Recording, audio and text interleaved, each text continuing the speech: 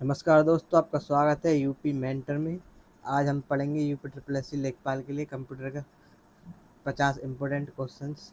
तो चलिए शुरू करते हैं। परीक्षा के सबसे महत्वपूर्ण है ये क्वेश्चन, ठीक है। तो एक तरह से हस्तलिखित नोट्स हैं, हस्तलिखित। चलिए आगे देखते हैं। चैप्टर 1, कंप्यूटर का इतिहास और पीढ़ियाँ। तो क्वेश्चन नंबर, विश्व का पहला कंप्यूटर प्रोग्रामर किसे माना जाता है? तो एडा लवलेस को पहला प्रोग्रामर माना जाता है। इन्होंने चार्ल्स बेबेज के एनालिटिकल इंजन के लिए पहला एल्गोरिदम लिखा था, ठीक है। तो कौन है पहले प्रोग्रामर? वो है एडा लवलेस। चलिए अगले क्वेश्चन देखते हैं। पहली पीढ़ी के कंप्यूटर, एडवैक का फुल फॉर्म क्या है? तो एडवैक का फुल फॉर्म है electronic discrete variable automatic computer, ठीक है। एडवैक की फुल फॉर्म। अगला क्वेश्चन देखते हैं। तीसरी पीढ़ी के कंप्यूटर में मुख्य रूप से क्या बदलाव आया?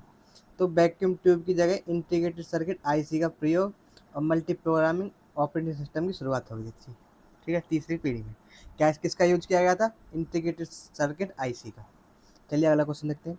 विश्व का पहला सफल सुपर कंप्यूटर कौन सा है? तो वह क्रे वन, जो कि 1976 में बना था, जिसे सीमोर क्रे ने बनाया था, ठीक है। और Seymour cray father of super computer कहा जाता है। किसे? सीमोर क्रे को फादर ऑफ सुपर कंप्यूटर कहा जाता है, ठीक है। चलिए अगला क्वेश्चन देखते हैं। आर्टिफिशियल इंटेलिजेंस एआई शब्द कब और किसने दिया? तो एआई शब्द दिया था 1956 के डार्टमाउथ सम्मेलन में, जिसने जॉन मैकार्थी ने, ठीक है। तो चलिए ये इंपॉर्टेंट क्वेश्चन है सारे। चलिए आगे देखते हैं। अब देखते हैं हम हार्डवेयर और डिस्प्ले तकनीक। प्रोसेसर का कौन सा भाग निर्देशों को डिकोड करता है और डेटा पाथ को नियंत्रित करता है? तो वो है कंट्रोल यूनिट, सीयू, ठीक है। अगला क्वेश्चन देखते हैं। कंप्यूटर के राइट क्लिक का मुख्य कार्य क्या है? तो जो राइट क्लिक होता है वो चयनित आइटम का कॉन्टेक्स्ट सेंसिटिव मेन्यू डिस्प्ले करता है, ठीक है। इस पर क्लिक करते हैं तो उसमें क्या बहुत सारी वो खुल के आते हैं ऑप्शंस, उसी वही काम है इसका। अब देखते हैं लाइट पेन किस प्रकार का डिवाइस है? तो यह एक फोटो सेंसिटिव इनपुट डिवाइस है जो मुख्य रूप से सीआरटी मॉनिटर के साथ काम करता है, ठीक है। तो लाइट पेन क्या है? ये इनपुट डिवाइस है फोटो सेंसिटिव। एप्पल के रेटिना डिस्प्ले की मुख्य विशेषता क्या है? तो इसका जो पिक्सल घनत्व है, पिक्सल घनत्व इतना अधिक होता है कि मानव आंख अलग अलग पिक्सल नहीं देख पाती, ठीक है। क्या पिक्सल डेंसिटी बहुत है इसकी। चलिए आगे देखते हैं। चैप्टर 3 देख लेते हैं, मेमोरी और स्टोरेज। तो नॉन वोलेटाइल मेमोरी के मुख्य उदाहरण कौन से हैं? तो रोम कैसी है? नॉन वोलेटाइल है। और hard disk, SSD, flash card, ठीक है। इनमें बिजली जाने पर भी डेटा सुरक्षित रहता है, मतलब कि कैसी है? परमानेंट होती है, ठीक है। परमानेंट। तो रोम कैसी है? ये परमानेंट है, नॉन वोलेटाइल बोलते हैं जिसे। अब देख लेते हैं अगला क्वेश्चन। फ्लैश मेमोरी किस तकनीक पर आधारित है? तो यह डबल ईपी रोम एक प्रकार है, डबल ईपी रोम का एक प्रकार है जिसे छोटे बॉक्स में इरेज और प्रोग्राम किया जा सकता है, ठीक है। तो डबल ईपी रोम की फॉर्म का erasable programmable read only memory, मतलब इलेक्ट्रिकली इरेजेबल, ठीक है। Electrically erasable programmable read only memory, जिसे हम इलेक्ट्रॉनिक रूप से डेटा को इरेज कर सकते हैं और उसमें दोबारा डेटा भर सकते हैं। अगला क्वेश्चन देखते हैं। ब्लू रे डिस्क बीआरडी में डेटा स्टोर करने के लिए किस तकनीक का इस्तेमाल किया जाता है? तो ये ब्लू रे डिस्क है, उसमें ब्लू वायलेट लेजर तकनीक का यूज़ करते हैं, जिसकी स्टोरेज क्षमता कितनी होती है? 25 GB से 128 GB तक होती है। चलिए अगला क्वेश्चन देखते हैं। सीडी और डीवीडी की सामान्य स्टोरेज क्षमता कितनी है? तो सीडी की 700 MB है, जबकि डीवीडी की 4.7 GB तक है, ठीक है। चलिए अगला क्वेश्चन देखते हैं। कंप्यूटर से डिलीट की गई फाइलें कहाँ जाती हैं? तो वो जाती हैं रिसाइकल बिन में, ठीक है। आमतौर पर यह 30 दिनों बाद फाइलें स्थायी रूप से डिलीट हो जाती हैं, ठीक है। तो 30 दिन तक कहाँ रहती है? रिसाइकल बिन में रहती है, इसके बाद डिलीट हो जाती है। चलिए आगे देखते हैं। सॉफ्टवेयर और ऑपरेटिंग सिस्टम देख लेते हैं। सॉफ्टवेयर मुख्य रूप से कितने प्रकार के होते हैं? तो सॉफ्टवेयर 3 प्रकार के होते हैं। पहला है सिस्टम सॉफ्टवेयर, दूसरा एप्लीकेशन सॉफ्टवेयर और तीसरा होता है यूटिलिटी सॉफ्टवेयर, ठीक है। तो 3 प्रकार के सॉफ्टवेयर। अब देखते हैं अगला क्वेश्चन। ओपन सोर्स सॉफ्टवेयर क्या विशेषता होती है इनकी? तो इनका सोर्स कोड किसी के देखने और उपयोग करने के लिए मुफ्त उपलब्ध होता है, जैसे कि लाइनेक्स क्या है? एक प्रकार ओपन सोर्स सॉफ्टवेयर है, ठीक है। तो इनका जो सोर्स कोड है सभी को देखने और यूज़ करने के लिए उपलब्ध होता है फ्री में। एंड्रॉयड में एपीके फाइल का मुख्य कार्य क्या है? तो एपीके फाइल जो होती है, यह पैकेज फाइल फॉर्मेट है जो एंड्रॉयड डिवाइस पर एप्लीकेशन डिस्ट्रीब्यूटेड और इंस्टॉलेशन पर काम आता है, ठीक है। तो एपीके फाइल में क्या, ऐप इंस्टॉल करते हैं किसी से अगर शेयर करके, तो एपीके फाइल में ही बनता है, ठीक है। पहला क्वेश्चन देखते हैं, डीबीएमएस। डीबीएमएस में प्राइमरी की का मुख्य नियम क्या है? तो प्राइमरी की कभी भी शून्य नहीं हो सकती, ठीक है, नल या जीरो नहीं होती। आरडीबीएमएस में, आरडीबीएमएस की फुल फॉर्म क्या है? डेटाबेस मैनेजमेंट सिस्टम, ठीक है। अब देखते हैं ऑपरेटिंग सिस्टम में प्रोसेस और थ्रेड में क्या अंतर है। तो थ्रेड्स के बीच कनेक्ट स्विच दो अलग अलग प्रोसेस के बीच स्विचिंग की तुलना में अधिक तेज होती है, ठीक है। तो जो प्रोसेसिंग है वो जो है थ्रेड्स के बीच कनेक्ट कनेक्ट स्विचिंग दो अलग अलग प्रोसेसिंग के बीच स्विच की तुलना में अधिक तेज होती है, ठीक है। तो प्रोसेसिंग इससे डिफरेंट है। चलिए अगला क्वेश्चन देखते हैं। तो चैप्टर है अब इंटरनेट और वेब ब्राउज़र। इंटरनेट का प्रारंभिक नाम क्या था? तो वो था आरपानेट। इसके बाद इसे एनएसएफ नेट कर दिया गया है, फिर अब वर्तमान में से इंटरनेट कहा जाता है, ठीक है। तो चलिए आगे देखते हैं। ब्राउज़र में एड्रेस बार को सीधे सेलेक्ट हाईलाइट करने की शॉर्टकट की क्या है? वो है कंट्रोल एल या कंट्रोल डी, ठीक है। इससे क्या होता है, एड्रेस बार से सीधे सेलेक्ट और हाईलाइट कर सकते हैं। तो ये है हमारी एड्रेस बार। गूगल क्रोम का इनकॉग्निटो मोड क्या सेव नहीं करता? तो ये क्या करता है, आपकी ब्राउजिंग हिस्ट्री और कुकीज़ को सेव नहीं करता, ठीक है। हम जो कोई सर्च करते हैं कुछ भी, तो हमारी जो हिस्ट्री में वो सेव नहीं होती है। अब देखते हैं बायडू क्या है। ये चीन का सबसे बड़ा सर्च इंजन है। क्या? बायडू। किसका? चाइना के द्वारा बनाया गया है। अब देखते हैं सफारी। सफारी ब्राउज़र में रीड व्यू का उपयोग क्या होता है? तो विज्ञापन और नेविगेशन बार हटाकर सिर्फ मुख्य लेख को पढ़ने के लिए एकदम साफ और इंटरनेट देना। तो क्या है? सफारी। सफारी ब्राउज़र में रीड व्यू दिया गया होता है, विज्ञापन और नेविगेशन को हटाकर साफ पढ़ सकते हैं हम। चलिए आगे देखते हैं। नेटवर्किंग और प्रोटोकॉल। ब्राउटर किन नेटवर्किंग डिवाइसों का कॉम्बिनेशन है?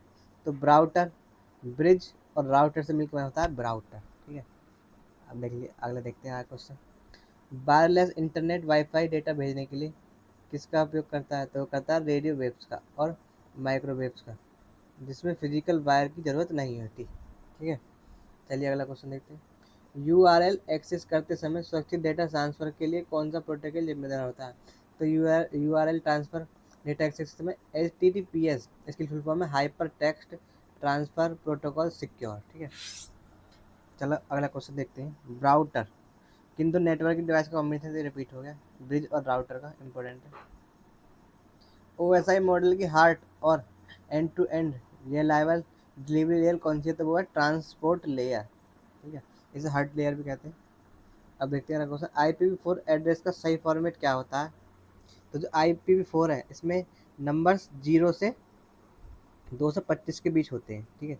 उदाहरण के लिए जैसे कि 255 के बीच होते हैं, तो देखो 124.16, और जो मतलब 0 से इसके बीच ही है, देखो इसमें। और इसमें पॉइंट जो है 3 पॉइंट लगे होते हैं, 1 2 और 3। 3 पॉइंट से जो 4 है वो अलग होते हैं, 4 संख्या, 127 16 254 और 1, ठीक है। तो ये इसकी पहचान है। अब देखते हैं यूआरएल एक्सेस करते समय सुरक्षित डेटा ट्रांसफ़र के लिए कौन सा प्रोटोकॉल जिम्मेदार है? तो वो है HTTPS, ठीक है। चलिए आगे देखते हैं। साइबर सुरक्षा और वायरस। दुनिया के पहले कंप्यूटर वायरस और इसे ख़त्म करने वाले एंटीवायरस का नाम क्या था? तो वो था पहला वायरस क्रीपर, जो कि 1971 में आया, और इसका जो एंटीवायरस गया था वो था रीपर, ठीक है। चलिए आगे देखते हैं। वेब स्क्रिप्टिंग वायरस मुख्य रूप से कैसे फैलते हैं? तो जो वेब स्क्रिप्टिंग है, इन्फेक्टेड वेब पेज, विज्ञापनों और पॉपअप्स के माध्यम से फैलते हैं, ठीक है, एड के माध्यम से। अब देखते हैं ग्रे हेड हैकर कौन होते हैं? जो बिना अनुमति के सिस्टम में खामियां ढूंढते हैं, लेकिन उनका उद्देश्य नुकसान पहुंचाना नहीं होता। इसी तरह से वाइट हेड हैकर होते हैं वाइट, ठीक है, ये अच्छे हैकर होते हैं। फिर होते हैं ब्लैक हेड हेड हैकर, ये बेकार होते हैं जो कि सिस्टम को करप्ट कर देते हैं और कटौती मांगते हैं, पैसे मांगते हैं, ठीक है। अब देखते हैं अगला क्वेश्चन, मोबाइल फ़ोन चोरी होने पर उसे ट्रैक या ब्लॉक करने के लिए किस नंबर की आवश्यकता होती है? तो वह 15 अंकों वाले EMI नंबर की, ठीक है। EMEI का नंबर, वो क्या full form, international mobile equipment identity, ठीक है। तो IMEI नंबर होता है जिसे हम ट्रैक कर सकते हैं। DNS स्पूफिंग क्या है? तो ये एक साइबर हमला है जिसमें उपयोगकर्ता को असली वेबसाइट के बजाय एक फेक खतरनाक वेबसाइट पर भेज दिया जाता है, ठीक है। तो डुप्लीकेट साइट बना दी जाती है, सेम जैसी लगती है, तो DNS स्पूफिंग कहलाती है।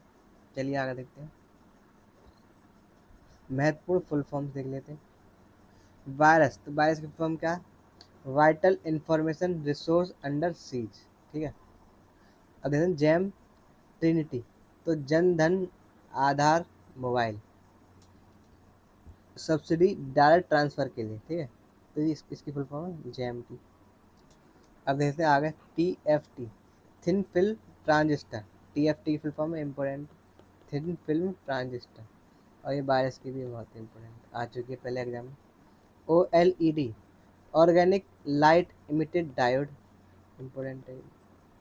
ऑर्गेनिक, LED अलग होता है, लाइट इमिटेड डायोड, ये है OLED, organic light emitted diode. फिर देखते हैं RDD, resilient distributed data set, ठीक है। ये किसने, अपाचे स्पार्क में होता है। वैन, वाइड एरिया नेटवर्क होता है वैन की। एक होता है लैन, होता है लोकल एरिया नेटवर्क, ठीक है, लोकल एरिया नेटवर्क।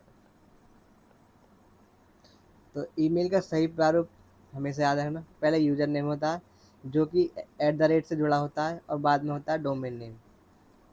और शॉर्टकट कीज में F1 हेल्प के लिए और F7 स्पेलिंग एरर के लिए बार बार पूछी जाती है ये, ठीक है। क्या F1 किसकी है? हेल्प। और F7 ये क्या, एरर ढूंढने की, ठीक है, गलती निकालने के लिए। चलिए आगे देखते हैं, तो गलती निकालने को क्या कहते हैं कंप्यूटर में? डीबगिंग कहते हैं, ठीक है। तो चलिए यहीं पे समाप्त करते हैं अपनी वीडियो को। ये आपको रिवीजन के लिए अच्छी हो तो प्लीज़ यूपी मेंटर को सब्सक्राइब करें। आपकी सफलता हमारा संकल्प। तो लाइक करें और रिव्यू जरूर दें अपना, और कमेंट करके ज़रूर बताएं 50 में से कितने % सही हुए आपके, और बेल आइकन दबाना नहीं भूलें, ठीक है। तो ओके, धन्यवाद।